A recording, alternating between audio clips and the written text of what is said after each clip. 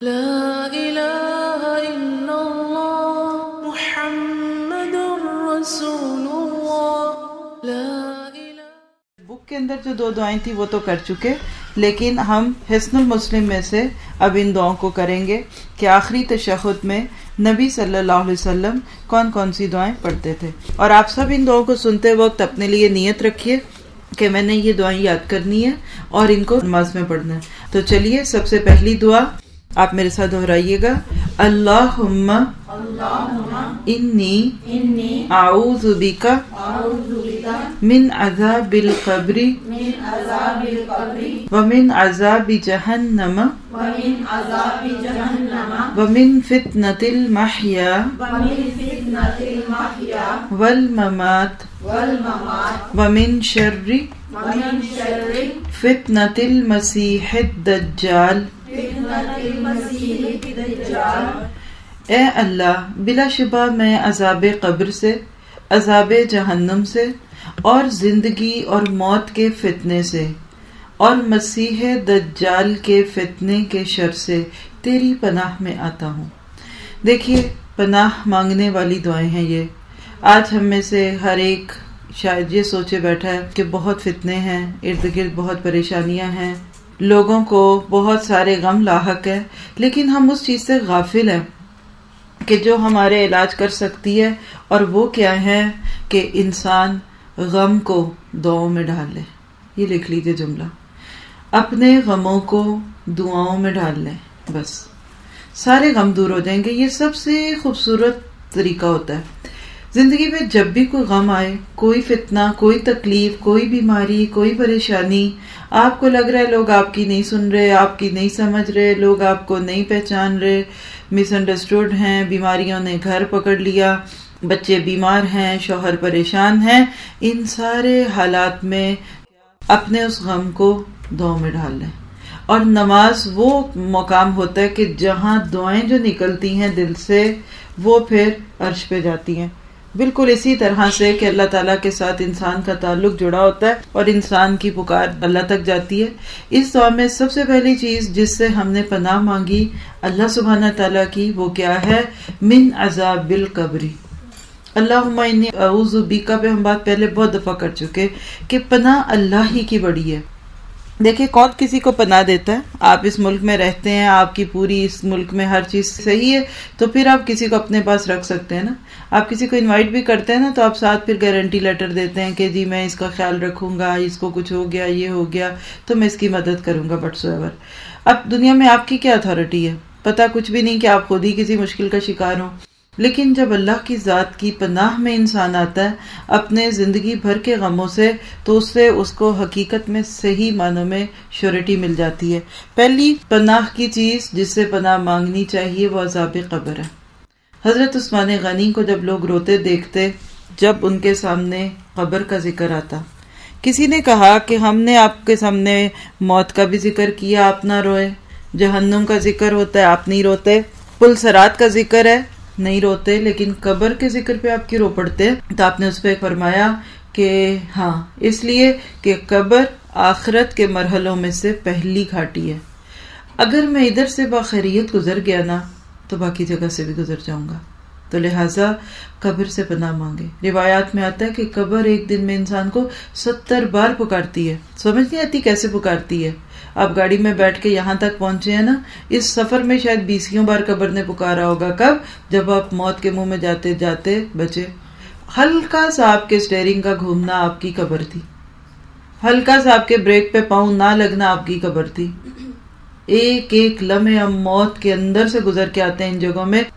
سارا دن کبھی گاڑیوں پہ، آپ روڈ پہ چل رہے ہیں، آپ سیڑھیوں پہ چڑھ رہے ہیں، یہ سب سیڑھیاں چڑھنا چڑھانا، یہ سب کچھ کیا ہے؟ یہ سب کچھ آپ کے لیے کیا چیز بنتی ہے؟ یہ موت سے بچنے کا پیغام ہے۔ تو لہٰذا موت تو بندے کے جوتے کے تسمے سے بھی زیادہ قریب ہے۔ حدیث میں آتا ہے کہ جوتے کا تسمہ دور ہے آپ سے، موت قریب ہے۔ کیوں؟ کہ جب ہارٹ اٹیک ہوتا ہے نا تو انسان نیچے گرنے سے پہلے تک جان نکل چکی ہوتی ہے۔ تو لہٰذا عذاب قبر سے بچنا ہے، قبر میں تو جانا ہی ہے، اس کے عذابوں سے بچنا ہے، اس پہ ڈیٹیل کی اس وقت ضرورت نہیں، لیکن اس تنگ گھاٹی کو سوچے۔ اور کوئی ایک جس کو ڈپریشن کی بیماری ہے، جس کو تنگ جگہ میں گھٹن ہوتی ہے، کوئی لفٹ میں نہیں بیٹھ سکتا، کوئی جہاز میں نہیں بیٹھ سکتا، جس کو بند کھڑکیوں میں خوف آتا ہے، وہ اس قبر کو سوچ لے کہ وہ قبر کی گھاٹی کتنی تنگ گھاٹی آنے والی ہے، اور ہم سب اس میں جانے والے ہیں، تنہا، اکیلے۔ قبر کچھ بھی نہیں ہے، زمین کا ایک ٹکڑا ہے۔ انا بیت الدود، قبر کہتی ہے میں تنہائی کا گھر ہوں۔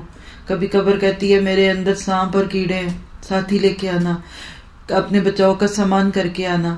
تو ہم ایک چھوٹی سی قبر اپنے گھروں میں بھی بنا لیں، کوئی کلوزٹ، اس کو بند کر کے تھوڑی دیر اس میں رہ کے دیکھیں کیا ہوگا۔ ہمارے اسلاف جو تھے کچھ اسی قسم کے کام کرتے ہوئے دیکھے گے بعض اوقات کہ رات کے وقت گھر کے پیچھے صحن میں ایک چھوٹی سی قبر کھود کے اس میں کچھ وقت گزارتے تھے اور تصور کرتے تھے کہ یہ میری رات ہے قبر کی۔ وَمِنْ عَذَابِ جَهَنَّمْ، اور میں عذاب جہنم سے پناہ مانگتا ہوں۔ اور جہنم کیا ہے؟ اگر لفظ جہنم کو آپ دیکھیں نا تو جیم، ہا اور میم، جہم لفظ ہے، یعنی اس میں گھرنے کا معنی بھی ہے، اس میں جلنے کا معنی بھی ہے۔ جہنم کے ناموں میں ایک جہیم آتا ہے ہا سے، تو وہ جیم، ہا اور میم، اس کا معنی ہوتا ہے گھورنا۔ شیر کے گھورنے کو ذہن میں لے آئیے تو جہنم اس طرح سے ہمیں گھور رہی ہے۔ روایات میں آتا ہے کہ میدان محشر میں جہنم کو لایا جائے گا، 70,000 نکیلیں ڈالی گئی ہوں گی، اور ہر نکیل کو پھر آگے کئی فرشتوں نے پکڑا ہوگا، اور اگر اس کو یہ نکیلیں نہ ڈالی جائیں تو ہر نیک اور بد کو کھا جائے۔ اس کی گردن نکل آئے گی۔ کیسے آئے گی؟ غیب کے معاملے، اگر یہ روایت ٹھیک ہے تو ہم اس پہ ایمان لاتے ہیں، ہو سکتا ہے گردن نکلے گی اور چن چن کے جہنم میں سے لوگوں کو کھائے گی۔ جہنم آج بھی یہی کہتی ہے کہ میں کس کے لیے تدعو من ادبر وتولی، قرآن میں آتا ہے جہنم پکارتی ہے ہر اس کو جو منہ پھیر لے اور دین سے پشت پھیر کے زندگی بسر کر رہا ہے۔ تو لہٰذا جہنم سے بچنا ہے، بڑی سخت گھاٹی ہے یہ بھی۔ میں ایک لمحے کے لیے سوچتی ہوں کہ ایک دفعہ چلے انسان قبر سے بھی بچ گیا، پل صراط سے بچ گیا، جو جہنم میں چلا گیا اس کو کہاں چین آنا ہے؟ اس کے پاس تو پھر کوئی بچنے کا راستہ نہیں ہے۔ وَإِن مِّنكُمْ إِلَّا وَارِدُهَا، تم میں سے ہر ایک ہے جس کو اس کے اوپر سے گزرنا ہے۔ جہنم میں جائیں نہ جائیں، جہنم کے اوپر سے ہر ایک انسان نے گزرنا ہے، کیونکہ میدان محشر سے جنت کا راستہ جہنم میں سے گزرتا ہے، اور اس کے اوپر اللہ نے پل صراط رکھ دی ہے۔ وَمِن فِتْنَةِ الْمَحْيَا وَالْمَمَاتِ، اور زندگی اور موت کے فتنوں سے۔ محیا زندگی، حیون سے، اور ممات موت سے، موت۔ زندگی کے فتنے کیا ہوتے ہیں اور موت کے فتنے کیا ہوتے ہیں؟ پہلے زندگی کے فتنوں کو دیکھ لیجئے۔ کیا ہر دن نیا فتنہ نہیں کھڑا ہوتا آپ کے سامنے؟ کہیں اولاد کی صورت میں، کہیں مال کی صورت میں، کہیں بیماری کی صورت میں۔ روز جیتے ہیں، روز مرتے ہیں، والی کیفیت نہیں ہوتی۔ کسی دن ٹوٹی لیک ہو گئی تو کسی دن چلتے چلتے ایک دم آپ کی مشین رک گئی، تو کسی اگر بجلی کا فلاپ ہو گیا۔ یہ زندگی کے فتنے ہیں۔ جینے کے تو سارے مسئلے ہیں۔ ایک دم بیٹھے بیٹھے گھبرا جاتے ہیں، یہ ہو گیا، ادھر آ گیا فون، آج ادھر اپوائنٹمنٹ، آج ادھر چیک اپ ہے، آج ادھر سے بات کرنی ہے۔ یہ زندگی ہے۔ دعا کرے اللہ ہماری زندگی آسان کر دے۔ اور یہ ہم نے مشکلیں بہت ساری خود بھی ڈالی ہوئی ہیں۔ بیمار ہو کے ڈاکٹر پہ جائے بندہ تو اچھا لگتا ہے، بیمار ہونے سے پہلے ڈاکٹر پہ جائے، یہ فتنہ ہے زندگی کا۔ ہر وقت اپنے آپ کو اس طرح پوچھتے رہنا، پالتے رہنا کہ مجھے کچھ نہ ہو جائے، یہ زندگی کے فتنے ہیں۔ معاش کے فتنوں کو جو آپ نے اپنے سر پہ اگر سوار کیا، یہ زندگی کا فتنہ ہے۔ ہر طرف فتنے ہی فتنے ہیں، اس سے بچنا ہے۔ اور فتنہ کا لفظ اگر آپ دیکھ لیں، فاتانون، فتنہ کہتے ہیں دھات کو پگھلانا تاکہ اس کا کھوٹ الگ ہو جائے۔ سمجھیے گا فتنہ کیسے ہوتی ہے دھات؟ آپ دیکھیے کہ سونے کو جب پگھلاتے ہیں تو اس کے اندر سے کھوٹ نکل جاتا ہے، پیور گولڈ جو وہ نیچے بیٹھ جاتا ہے۔ فتنوں میں بھی انسان نکھر آتا ہے۔ آزمائشیں جب آتی ہیں، بیماریاں جب آتی ہیں، پریشانیاں آتی ہیں، تو اس کے نتیجے میں پھر ہم پاک ہو جاتے ہیں، ایمان مل جاتا ہے، اللہ کا قرب مل جاتا ہے۔ خوش قسمت ہے وہ انسان جس کو بیماریاں اور دکھ اور پریشانیاں اللہ کا قرب دے دے، اور مصیبت انسان کی استاد بن جاتی ہے، شرط کیا کہ انسان اس سے خیر لے لے۔ اسی طرح اس قرآن پاک میں مال، بیوی، اولاد، ان کو بھی فتنہ کہا گیا۔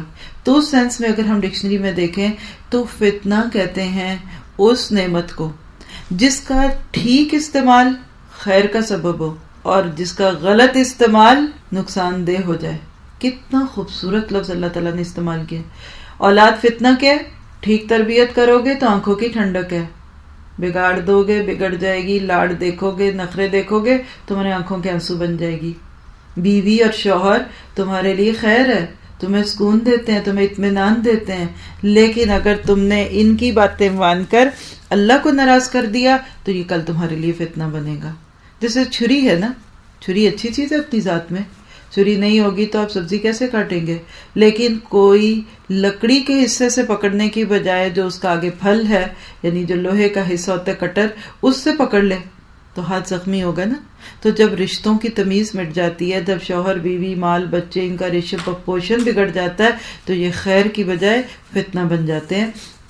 تو ہم کہتے ہیں اللہ ہماری زندگی آسان کر دے، فتنۃ المحیا، زندگی خوبصورت ہو۔ اور خوبصورت زندگی کے قرآن میں بہت سارے وعدے ہیں۔ ایک جگہ سورۃ نحل میں اللہ تعالیٰ نے زندگی دنیا کی جو ہوگی اس کو کیسی کہہ دی، فَلَنُحْيِيَنَّهُ حَيَاةً طَيِّبَةً۔ پیچھے سے عورت اور مرد کا ذکر ہے کہ من عمل صالحا من ذکر او انثی، عورت ہو یا مرد ہو، اصل بات یہ ہے کہ وہ اچھے کام کریں گے تو ہم کیا کریں گے، ان کی زندگی خوبصورت کر دیں گے۔ تو کیا پتہ چلا کہ دین پہ آنے کے بعد دنیا کی زندگی خوبصورت ہو جاتی ہے، دوسروں کو وہ نہ لگے گلیمرس لائف، لیکن ایسا بندہ اپنی زندگی کو خوب انجوائے کر رہا ہوتا ہے۔ اور اسی طرح آخرت کے لیے اللہ تعالیٰ نے کیا کہا، فی عیشۃ راضیہ، سورۃ مطففین میں آتا ہے کہ فہو فی عیشۃ راضیہ۔ پتہ کیا چلا کہ نیکیاں کرنے سے دنیا کی زندگی حیات طیبہ بن جاتی ہے، اس کے اندر بیکار چیزیں نکل جاتی ہیں، ہر وقت اس کو یہ دینا، اس کو یہ لینا، اس کی سالگرہ، اس کی برتھ ڈے، اس کا بچہ ہو گیا، یہ ہو گیا، سارا دن بھاگتے ہیں، اور رسمیں بھی ایسی ہیں کہ وہ خوشیوں کے نام پہ کر کے اپنی زندگی کو بھی خراب کیا ہوتا ہے۔ اور آخرت میں انشاءاللہ اس بندے کو حیاتاً طیبہ ملے گی۔ ہم اللہ تعالیٰ سے کہتے ہیں اللہ مجھے دنیا کے فتنوں سے بچا، کیا مطلب ہے کہ مجھے بیکار کاموں سے نکال کر کارآمد بنا دے۔ یہ دعا اگر ہم ایک دفعہ نمازوں میں دن میں کسی ایک نماز میں بھی اگر پڑھ لیں تو آپ دیکھیے کہ اس کے بعد کیا ہماری زندگی میں کوئی پریشانی ہوگی۔ آیت نوٹ کرنا چاہیں تو آیت نمبر 97 ہے سورۃ نحل کی، من عمل صالحا من ذکر او انثی وہو مؤمن فَلَنُحْيِيَنَّهُ حَيَاةً طَيِّبَةً وَلَنَجْزِيَنَّهُمْ أَجْرَهُمْ بِأَحْسَنِ مَا كَانُوا يَعْمَلُونَ۔ جو کوئی صالح عمل کرے، چاہے وہ مرد ہے یا عورت، شرط کیا ہے کہ وہ مومن ہو، تو ہم اس کو زندگی دیں گے، پاکیزہ زندگی، اور البتہ ہم ضرور ان کو اجر دیں گے اس سے بھی اچھے جو وہ عمل کرتے تھے۔ تو یہ اللہ کے وعدے غلط نہیں ہو سکتے، تو ہم بھی اللہ سے یہ دعا کرتے ہیں کہ ہماری زندگیوں کے فتنوں کو نکال کر سکھ چین کی زندگی دے۔ کبھی آپ کسی کو کماتے ہوئے دیکھیں، ہانپ رہا ہوتا ہے، بچوں کو بیوی کو دینے کا وقت نہیں ہے، لیکن کما رہے ہیں، گھر والے بھی خوش نہیں جن کے لیے اتنی محنت کی جاتی ہے، تو یہ فتنہ بن جاتی ہیں دنیا بھی۔ والممات، اور موت کا فتنہ۔ سوال پیدا ہوتا ہے کہ موت کا فتنہ کیا ہے؟ تو موت کا فتنہ جو ہے نا، پہلی بات تو یہ کہ موت کا آنا خود ایک بہت بڑا فتنہ ہے، ایک آزمائش ہے۔ اگر انسان نے ابھی تک توبہ نہیں کی تھی تو اب توبہ کا وقت ختم، یہ فتنہ ہے۔ دوسری بات ہے اگر نیک تھا تو اب نیکیوں کا اکاؤنٹ بند ہونے کا فتنہ ہے، اب نو مور ڈیڈس، الا یہ کہ کوئی اپنی زندگی میں کر لیے۔ پھر اسی طرح موت کے وقت سختی جو ہوتی ہے، وَالنَّازِعَاتِ غَرْقًا وَالنَّاشِطَاتِ نَشْطًا، ڈوب کے جب جان نکلتی ہے تو انسان کا اگر ایمان پکا نہ ہو تو اس وقت روایات میں آتا ہے کہ شیطان پانی کا پیالہ لے کے آ جاتا ہے، کہتا ہے میں تمہیں دیتا ہوں، بس شرط ہے کہ مجھے سجدہ کر لو۔ اور امام مالک کا قول کئی بار سنا چکی ہوں کہ موت کی وحشتوں میں بھی کہہ رہے ہیں ابھی نہیں۔ بعد میں پوچھا کسی نے جب حالت سمری کہ کیا ابھی نہیں، تو کہا شیطان آیا تھا میرے پاس اور کہتا تھا کہ مالک تو مجھ سے بچ گیا، ساری زندگی تجھے بہکانے کی کوشش کی، تو نہیں بہکا۔ تو یہ کہہ رہے نہیں ابھی نہیں کیونکہ میں ابھی زندہ ہوں۔ تو موت کا فتنہ ایمان کا فتنہ ہوتا ہے۔ اگر دل کی گہرائیوں میں لا الہ الا اللہ نہیں ہوگا تو اس وقت دہشت کی وجہ سے زبان پہ نہیں آئے گا وہ کلمہ کہ اللہ واقعی اشہد اللہ الہ الا اللہ۔ پھر اس وقت بھی لوگ اپنے سر تال سننا چاہتے ہیں، پھر اس وقت بھی کئی کہتے ہیں کہ جب میں مروں تو مجھے میری دھنیں سنا دینا، کوئی اس وقت بھی اپنے سلاٹس دیکھنا اور سننا چاہتے ہیں۔ تو موت کا فتنہ بڑا شدید فتنہ ہے کہ اللہ مجھے میری موت جو دینا وہ کون سی دینا، جس میں تیری طرف سے خوشخبریاں ہوں کہ یا ایتھا النفس المطمئنہ ارجعی الی ربک راضیۃ مرضیہ، کہ ایمان والی روح چل میری طرف اس حال میں کہ تم مجھ سے راضی اور میں تجھ سے راضی۔ اللہ ہمیں موت کے فتنوں سے بچائے۔ موت کے فتنے اتنے شدید ہے کہ اگر انسان اس کو ایک دفعہ زندگی میں محسوس کر لے، زندگی میں اس کی لذت ختم ہو جائے۔ پھر اس کے بعد اور بہت ساری چیزیں ہیں، لیکن دعا مانگتے وقت یہ کیفیت سامنے رکھیں گے تو انشاءاللہ اس سے دعا میں ایک درد پیدا ہوگا۔ پھر آخری چیز وَمِن شَرِّ فِتْنَةِ الْمَسِيحِ الدَّجَّالِ، اور مسیح دجال کے فتنے سے بچا۔ مسیح دجال کون ہے؟ لفظ المسیح جو یہ حضرت عیسیٰ کا بھی لقب ہے، مسخ سے، کیونکہ وہ دنیا میں گھومتے بھی تھے اور بیماروں کو مسح کرتے تھے، چھوتے تھے تو وہ ٹھیک ہوتے تھے۔ لیکن دجال کون ہے؟ روایات میں اس کے بارے میں بہت ڈیٹیلز ہے۔ یہود میں سے ہوگا، کانا ہوگا، ایک آنکھ کی جگہ پہ ایک تھوڑا سا ہوگا اس کی، اور اس وقت دنیا میں انتہائی ابتری پھیلی ہوگی، پوری دنیا میں نفسا نفسی ہوگی، پوری دنیا کا یہ چکر لگائے گا سوائے مکہ اور مدینہ کے، اور لوگوں کا ایمان خریدے گا اور لوگ اس کے ہاتھ میں اپنا ایمان بیچ دیں گے۔ پھر حضرت عیسیٰ علیہ السلام کے ہاتھوں سے یہ مارا جائے گا، کھلے گا ان کو دیکھ کر، جیسے پانی میں نمک گھل جاتا ہے، لیکن حضرت عیسیٰ کے ہاتھوں مرے گا۔ مقام لطف پہ کہتے ہیں کہ اس کو موت آئے گی۔ ہر نبی نے اپنی قوم کو دجال کے فتنے سے بچایا۔ اللہ کے نبی نے کہا کہ سورۃ الکہف کی آخری یا پہلی جو 10 آیتیں وہ فتنہ دجال سے رہائی کا ذریعہ ہے۔ تو آپ دیکھیے کہ فتنہ مسیح دجال سے پناہ جو ہے یہ ہر ایک بندے کو ضروری ہے، اس لیے کہ کسی بھی وقت وہ نکل سکتا ہے، ہمیں نہیں پتا۔ اور یہ تو یقین ہے نا کہ اب ہم آخری امت ہیں اور اب دن بدن قیامت ہی ہمارے قریب ہے، اس لیے بہت شعور کے ساتھ دعا مانگنی ہے۔ اب آپ دیکھیں کہ ہم نے پچھلے تقریباً 8-10 منٹ میں صرف اس ایک دعا کی سطحی سی تفسیر سمجھی۔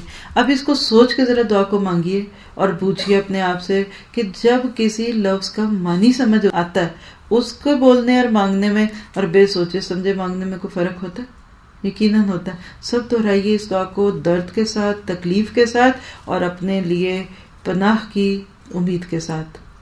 اللہم انی اعوذ بک من عذاب القبر ومن عذاب جہنم ومن فتنة المحیا والممات ومن شر فتنة المسیح الدجال۔